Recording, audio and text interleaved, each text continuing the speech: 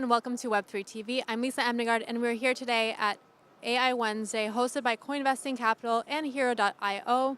Joining me right now is Shirom Chabra, CEO of Apta AI. Thank you so much for joining me. Thank you so much for having us. How's the event so far? It's been great.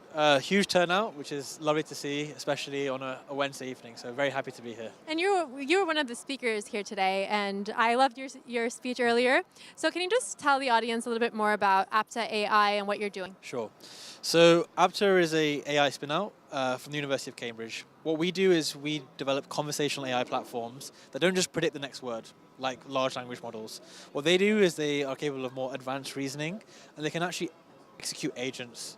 And what that means at the end of it is you get conversational AI that's more accurate, more robust, and it can actually automate complex workflows to increase efficiencies in businesses and really save a lot of time. Because I think that's one of the main challenges when we think about, let's say, OpenAI, where people use ChatGPT, and it often hallucinates. So when you're taking this one step further, how can you really make sure that your AI system is not hallucinating? Sure. So yeah, hallucinations probably one of the biggest problems right now with large language models off the shelf.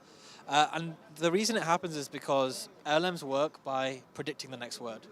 When you ask the question like, what is the weather today? They look at words, they have a probability distribution across the whole English vocabulary. Words like microphone or blazer, unlikely to be in that sentence, so they don't pick them. But words like sunny, rainy, they have a much higher probability, and they just pick those at random. That can lead to hallucination, right? Because there's a probability of, the probability that the wrong word can be picked, and then it propagates throughout a sentence. So that's why LLMs alone hallucinate, because they're not being very smart in how they generate answers. Now, the way that we help to reduce that is that we use agentic flow, where the LLM is not actually doing the cognitive work. It's just a communicator. The actual cognitive work is being done by agents, which are what we call deterministic models. They're not probabilistic. There's no probability there. There's a fixed input to output. So those agents, are those real humans, or how does that work? So the agents are actually machine learning models, deep learning models, or bits of software engineering that are designed for a very specific task. And like I said, they're not like LLMs in how they generate their answer. They don't generate answers by predicting the next word. There's a fixed function which enables them to generate an answer.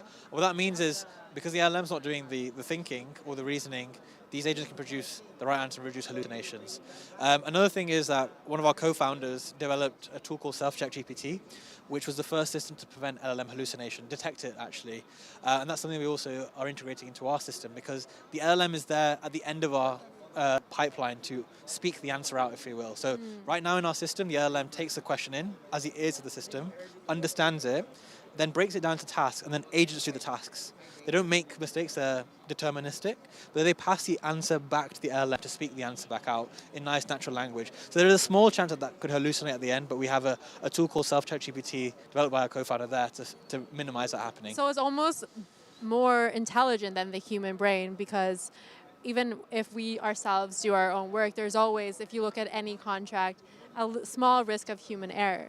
So this would eliminate that completely. I think there's always human error with the human brain, but the human brain is also capable of a lot more than these AI systems right now, at least. So as much as I would like to say that our system is better than a human brain, I think right now the AI is not at that level right now, but it's getting there slowly. I would say our AI is very good in its domain. So the agents that we've built, for example, with Hero, we've built a whole range of agents around crypto. Yes, in that case, it's much more efficient and more accurate than a human. But if you ask our system to do something completely unrelated, the human brain has great generalizability, which systems don't have right now. So yeah. And you've been in the AI space for quite some time, even before most people even knew what AI was. So where do you see the space heading, and what are you most excited about? So I'm going to say two things. One is like a much higher level overview of what I think the market's going to go. I think right now we're reaching a point where AI is going to create a new economy. So right now, the last 20 years has been about software as a service. You have these software packages as tools which help automate workflow, help with your workflow. We're going to get a new industry called service as a software, where AI itself will be doing a lot of job roles. We're seeing this a lot with companies like 11x, which are automating SDR, which is basically cold calling and call messaging people to develop business leads. We're also seeing the same in contact centers. So I'm going to see a new economy. I think there's going to be a new economy powered by the improvements we're getting in AI, which will create a new economy where certain job roles will be done by AI, completely replacing humans in that case. Oh, really? That's very interesting. So, is there anything else you would like to share about what you're doing in the AI space? I know that you're also partnering with Hero.io. Yeah. So essentially, what we do is we build very low latency, which means very quick conversational AIs that are very specific to particular verticals. And with Hero, we've built a co-pilot for the crypto industry. So our kind of big goal behind this is we want to make education, information, research, analysis available to absolutely everyone. No longer do you have to pay for lots of subscriptions or be troubled by information being all over the place. You can, with a single AI, ask any question you want about crypto and provides that information for you. And we want to basically get more people into crypto. So the big problem with crypto is the UI is not very easy to navigate. So you can ask our system, hey, how do I buy this coin with this wallet? It'll talk you through all the steps and help lead you through. And also, it'll give you research so you can make more informed decisions, get scammed less, and hopefully make better decisions. Which is so important when it comes to Web3 because there are so many, especially the crypto industry where there's so many scammers out there and many people are scared to even invest. But you mentioned that that Apta AI is very industry specific. Where do you see Apta AI making the most difference? Yeah, so our technology itself is, the benefit is that we build it bespokely for particular verticals, but the technology itself is agnostic, so we can use it in any industry, but focusing on one industry at a time. I currently see a lot of value of our technology initially in the financial sector.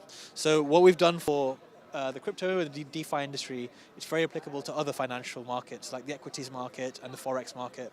Again, there are a lot of workflows where we have to filter through large databases of lots of information that's whole different data streams coming in. So market movements are influenced by the price, they're influenced by social media sentiment, they're influenced by other factors. And AI systems like ours are very good at bringing all those together and orchestrating analyses just through chat. So that's a very initial use case that I think could be very, very valuable. No, interesting. Thank you so much. And I'm not going to keep you anymore. I know there's tacos. So thank you. And it was lovely speaking with you. Thank you so much for having me. And we'll bring you more interviews, so make sure to stay tuned. I'm Lisa Amnegard, and you're watching Web3 TV.